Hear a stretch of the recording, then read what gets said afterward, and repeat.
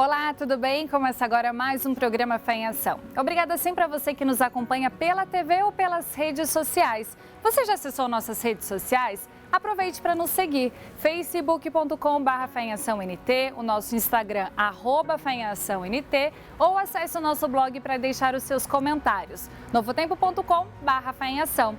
Se inscreva também no nosso canal do YouTube. Lá você encontra todos os vídeos dos projetos apresentados aqui no programa e as entrevistas de pessoas que estão envolvidas em ações em favor do próximo. Aproveite para rever estes conteúdos e, quem sabe, colocar alguma ideia em prática aí na sua comunidade.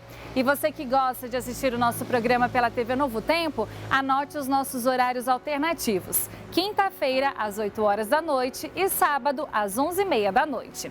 Já imaginou mais de 2.000 peças antigas reunidas num único lugar contando histórias que lemos na Bíblia?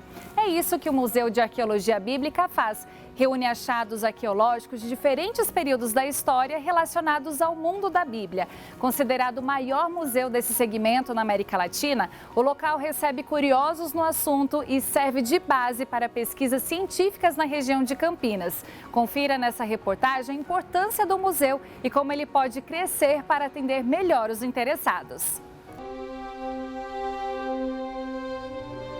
O museu ele é um importante equipamento cultural para a sociedade. Então, a gente chama ele de um espaço de educação informal. Ele propicia para o público, seja desde crianças, jovens, adultos, uma relação com os objetos, que é uma relação que pode ser muito enriquecedora, seja ele um artefato arqueológico, seja uma obra de arte, seja um objeto histórico. Isso traz conhecimento, traz cultura, traz senso de pertencimento, de identidade, de valores. Então ele tem esse papel fundamental na construção da cidadania da população. O MAB, ele é um importante equipamento cultural para a região. Nós temos nas 9 cidades que circundam Engenheiro Coelho em torno de 350 escolas de ensino fundamental e médio e que não tem esse tipo de equipamento cultural, ou seja, não tem um museu disponível para visitação. Então ele vai ter esse ganho em especial. O MAB é importante também para as pesquisas acadêmicas. Nós vamos ter a possibilidade de desenvolver essas pesquisas de uma forma mais sistemática, contínua e com resultados que podem ser trazidos o retorno através das exposições para o público leigo. Então o museu ele permite esse diálogo entre a pesquisa acadêmica e a transformação do resultado da pesquisa acadêmica em um conteúdo que é mais palatável para a população leiga, que são as exposições. Então ele traz esse diálogo que é importante. Na Faculdade de Teologia nós temos um grupo de pesquisa só voltado para a arqueologia. Então você tem um potencial enorme, além dos grupos de história, que tem um grupo só sobre os estudos da antiguidade. Então eles trabalham bastante essa parte de arqueologia. Então o potencial do museu para pesquisa é gigante, porque tem muitas peças que nunca foi feito nenhum trabalho sobre elas. E inclusive para a iluminação, assim, uma melhor compreensão do texto bíblico, que é a proposta do museu, que nós tenhamos a arqueologia como uma ferramenta hermenêutica, ou seja, para melhor compreensão do texto bíblico, nós teríamos muita coisa para trabalhar nesse aspecto. Hoje no MAB a gente tem aproximadamente 2.200 peças. Boa parte desse acervo ele está em reserva técnica, ou seja, ele está guardado porque nós não temos espaço expográfico. Nós temos em exposição em 2 espaços muito pequenos, aproximadamente umas 400 peças. E o maior desafio nosso é justamente não termos uma estrutura adequada para receber a demanda que nós já temos cada final de semana, recebendo excursões das igrejas, das escolas, tanto do entorno como do Brasil inteiro. Nós recebemos visitantes, recebemos estudantes acadêmicos e que nós não temos um espaço adequado para receber esses alunos. Nós temos pesquisadores da UFRJ, Rio de Janeiro, da USP, em São Paulo, e nós não temos um espaço para que esses estudantes possam desenvolver as suas pesquisas adequadamente. Então esse hoje é o nosso maior desafio. Nossos espaços são muito restritos, também não são adequados à conservação dos acervos, né? Nós precisamos de climatização, iluminação, espaços mais amplos e que possam dar conta, né, tanto de receber o público quanto de conservar adequadamente esse acervo, uma reserva técnica, laboratórios onde a gente possa processar esses acervos e também uma biblioteca especializada em arqueologia bíblica, onde os alunos possam desenvolver seus estudos. O NASP reservou uma área de aproximadamente 2.000 metros quadrados para implantar um museu de arqueologia bíblica. Esse complexo, eu vou chamar, ele compreende 2 construções. A primeira construção é a que já está executada atualmente, ela tem aproximadamente 500 metros quadrados e é o nosso centro de exposições que vai atender também ao museu. E nós temos também uma segunda unidade, que vai ser a unidade as unidades expositivas mesmo, né? Que vai ter por volta de 1.000 metros. Só para ter uma ideia mais ou menos do que é o tamanho, né? Hoje nós temos uma área de exposição aqui no campus em aproximadamente 45 metros quadrados. E a gente vai passar de 45 metros quadrados para aproximadamente 1.000 metros quadrados de área de exposição. Parece muito, mas a gente está olhando para o futuro e a gente quer ter um museu de peso com um acervo bastante considerável e que possa representar bem o que é o que a gente pensa para a arqueologia bíblica aqui no nosso campus. Para o Congresso de Arqueologia que aconteceu em outubro de 2017, eu iniciei um projeto alguns meses antes sobre as lâmpadas aqui do museu, porque nós temos um acervo de cerca de 40 lâmpadas de diversos períodos, desde o período do bronze até o período bizantino. Então, como nós temos um acervo grande, a professora Janaína me orientou para a gente estar trabalhando em cima dessas lâmpadas. E o processo foi, dentro do texto bíblico, catalogar todas as citações que eram referentes a lamparinas, lâmpadas, candeia, candeiro, e também associar isso com as lâmpadas que nós temos aqui no museu. Então nós conseguimos fazer isso com o texto de Abraão, embora nós não tenhamos a palavra lâmpada no texto de Gênesis, mas nós conseguimos fazer isso também com os Salmos, porque nós temos lâmpadas do período do ferro.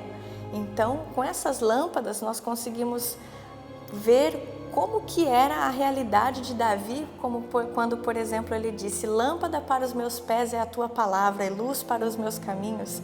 Ou quando ele diz: é o Senhor que acende a minha candeia. E as diversas promessas que Deus fez a ele usando a lâmpada também. Então, com a lamparina, como ela funciona, qual era o tamanho dela, qual era o combustível que era usado, o tipo de pavio.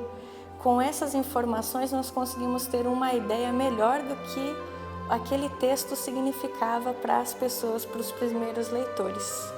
Hoje no museu nós temos algumas peças que chamam bastante atenção, tanto pelas suas dimensões, como por serem peças assim muito especiais. Nós temos algumas réplicas que foram adquiridas diretamente dos museus que são os detentores das peças originais. Do Museu do Cairo, nós trouxemos uma réplica do sarcófago de Tutancâmon, que é muito linda essa peça, chama bastante atenção, e o Egito é uma cultura que também é bastante destacada e que há muita curiosidade sobre. E também trouxemos uma múmia do Ramsés, do Museu de Israel, que também tem chamado bastante atenção e que tem sido bastante apreciada pelos visitantes. Essas são peças especiais, apesar de ser réplicas, mas que trazem aí um conteúdo bastante interessante para as pesquisas, um contato bem legal com o público. Mas nós temos peças originais que chamam bastante atenção, principalmente pela relação que elas fazem com a Bíblia. Então, lamparinas do período de Cristo, que a gente pode associar aí a conteúdos bíblicos, pregos romanos, vasos de óleo. São peças cotidianas, são peças mais simples, mas que associadas ao texto bíblico acabam ampliando a compreensão desse texto. Então aqui na universidade nós temos arqueólogos, nós temos historiadores, nós temos teólogos. Então nós temos um corpo técnico, né? Eu trabalho na área da museologia, um corpo técnico bem qualificado. Então ao termos o acervo, termos os profissionais que podem trabalhar com esse acervo, a única necessidade nossa no momento é realmente a infraestrutura física, porque os demais aspectos a gente já está bem servido. O museu, na verdade, ele já devia estar construído, né, nos planos originais. Acontece que passamos por momentos de crise econômica, né, o país não está numa situação economicamente favorável, né, a cultura é uma coisa que não é a nossa prioridade nesse país, né, nunca foi, e muito menos um museu de arqueologia, né. Então a gente teve que segurar, né, com o projeto, né, e estamos aguardando o investimento de alguns investidores, alguns empresários que se manifestem para conseguirmos os recursos para a execução, para a finalização, na verdade, do museu, né, que já foi começado, mas a gente depende dos recursos nesse momento.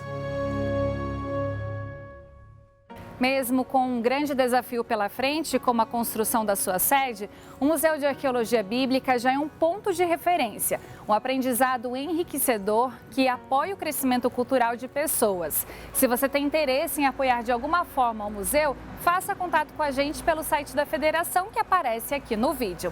E nós vamos agora para um rápido intervalo e na volta tem mais novidades sobre o museu. Nós voltamos já.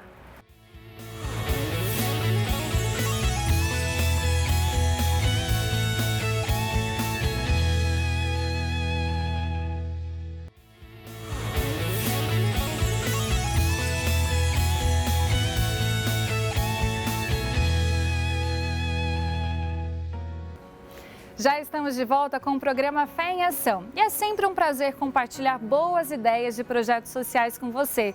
Caso você tenha perdido algum programa ou ligou sua TV agora para rever o primeiro bloco e outros projetos exibidos aqui no nosso programa, acesse o nosso canal do YouTube. E agora vamos ao nosso estúdio, que o Sérgio Azevedo vai receber o pastor Paulo Martini, que é diretor-geral do Centro Universitário Adventista, e o local onde o museu está sendo inserido, e o professor Rodrigo Silva, arqueólogo e idealizador desse museu. Confira agora essa entrevista e descubra a importância de um espaço como esse.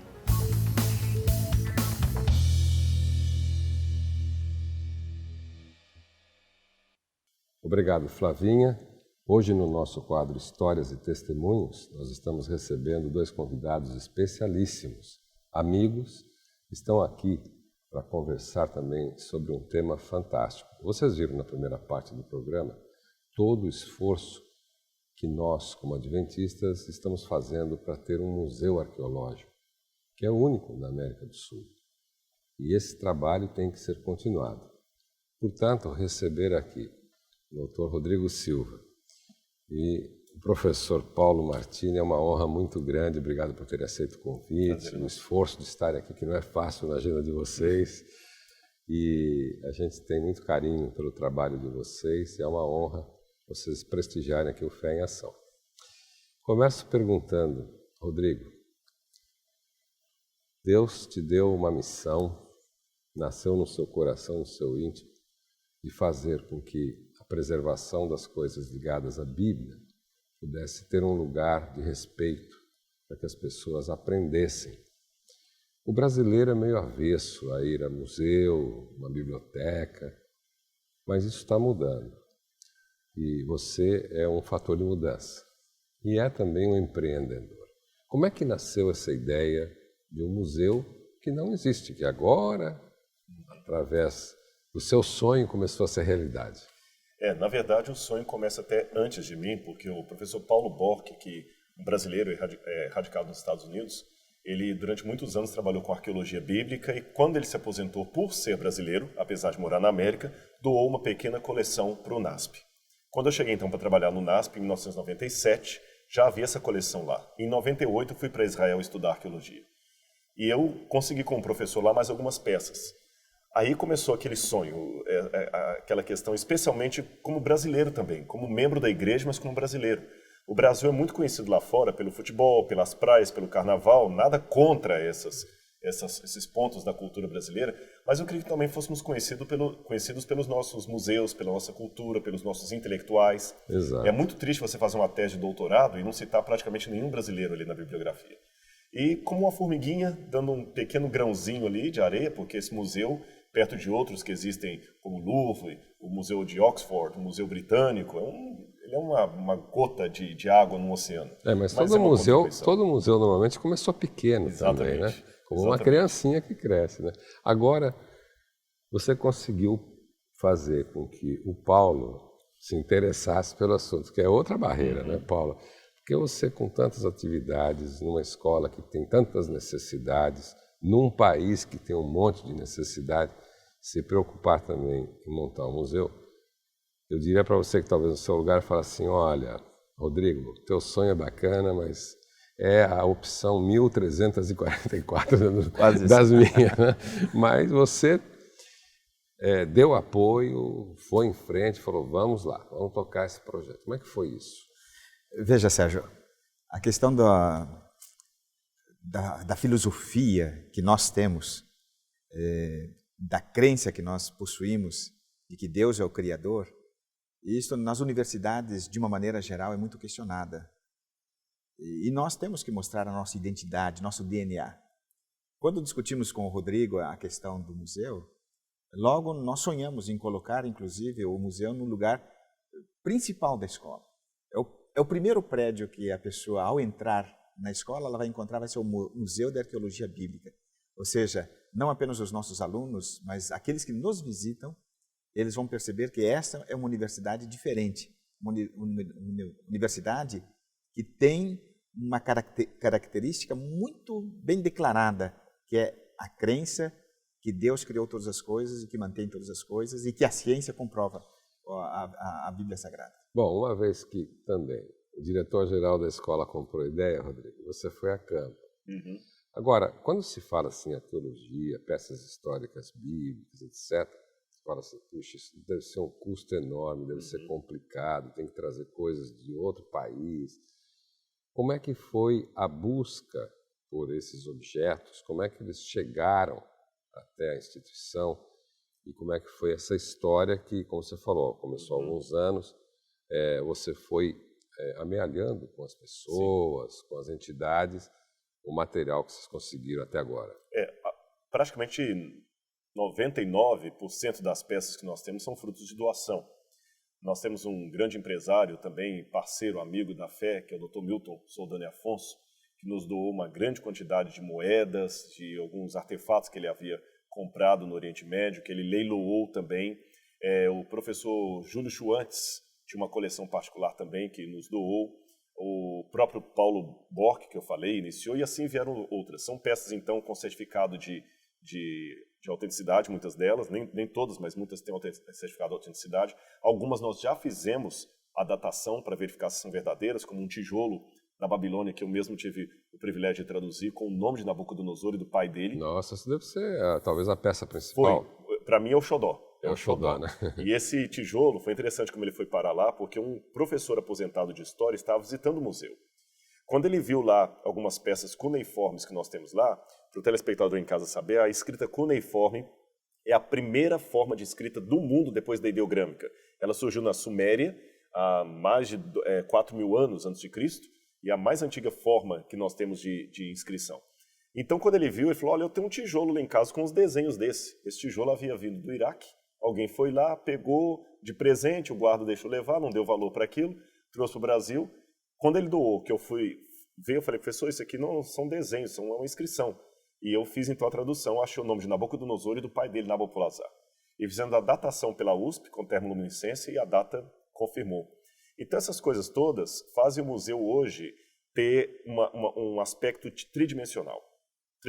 Porque embora o museu esteja ubicado numa escola adventista, de confissão adventista, ele não é um museu proselitista.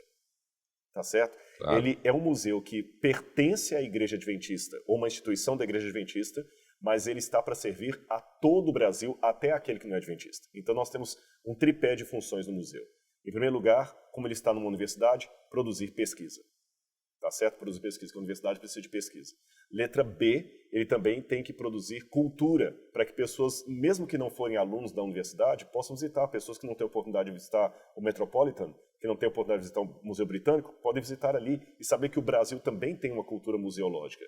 E, em terceiro lugar, o terceiro pé do tripé, seria também o testemunho. Como o professor Martini bem colocou aqui, mostrar que Bíblia não é um livro apenas de pessoas incultas, indoutas, que existe um lado acadêmico de estudo da Bíblia e da história da Bíblia. Ou seja, os crentes não são um bando de pessoas assim sem cultura, sem condição de fazer um doutorado e que creem apenas como crédulos ingênuos. Não, existe um lado muito racional na fé. Para o telespectador entender, esta universidade, esse campus universitário, fica em Engenheiro Coelho, que é no interior do estado de São Paulo, e é aberto aos visitantes. Portanto, depois no nosso site você pode até saber mais informações como chegar lá e visitar. Pastor Paulo Martini, o senhor sonhou, eu sei que o senhor é um sonhador grande, você não pensa pequeno. E a gente viu aí na reportagem que o projeto é um prédio muito bonito, muito bem elaborado, em que também ali vão acontecer eventos, exposições itinerantes, tem um auditório, enfim, é todo um projeto completo. Mas falta agora pô-lo de pé. Como é que nós vamos fazer isso? Como é que se faz isso?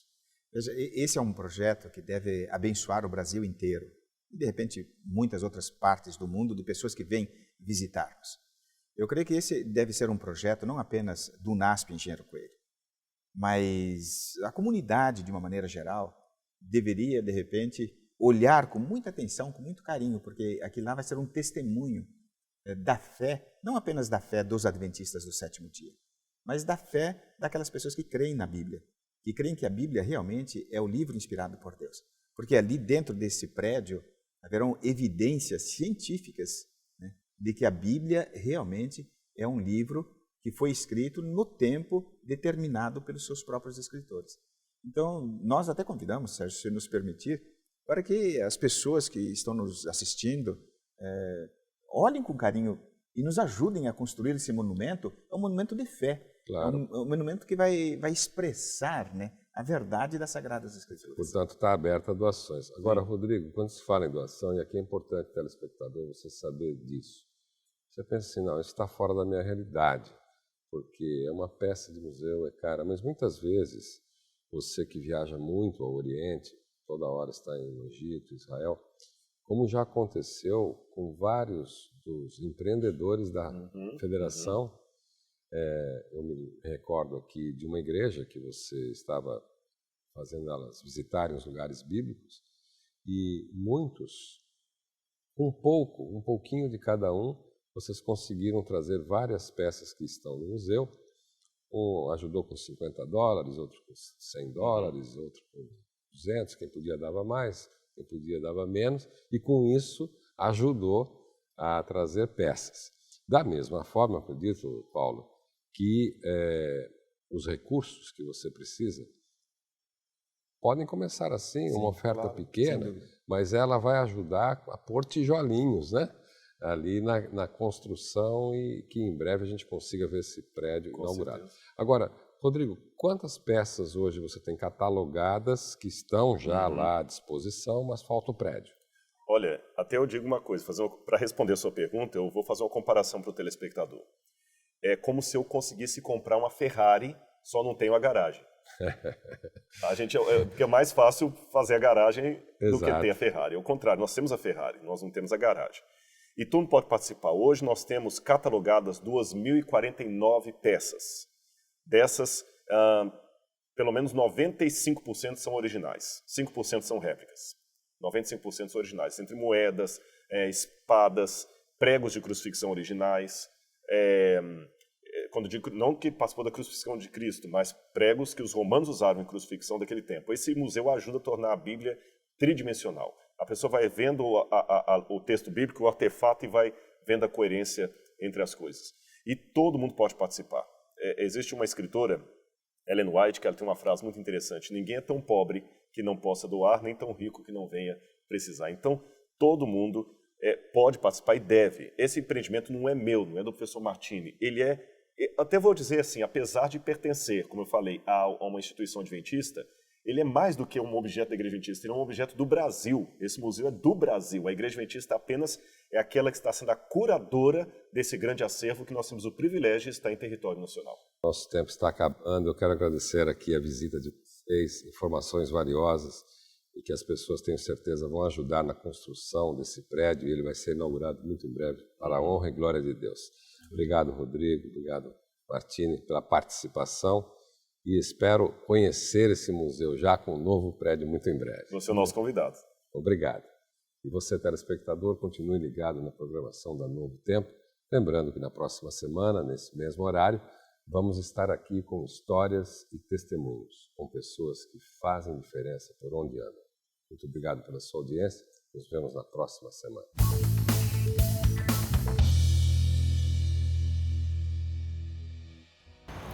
Muito obrigada aos nossos convidados por essa entrevista e por compartilhar essas novidades com a gente.